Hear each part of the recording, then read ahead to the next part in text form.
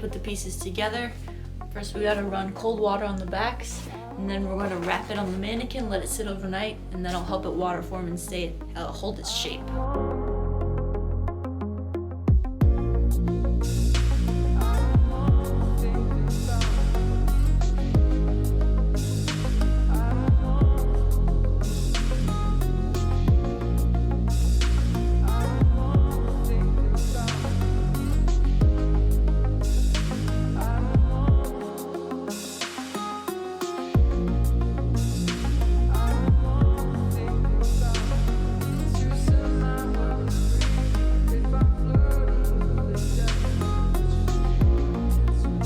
Holding its shape, so it obviously can still bend. Like, it's not rigid, it's not so hard that it's not gonna bend still, but this just helps it hold its shape while it's on you.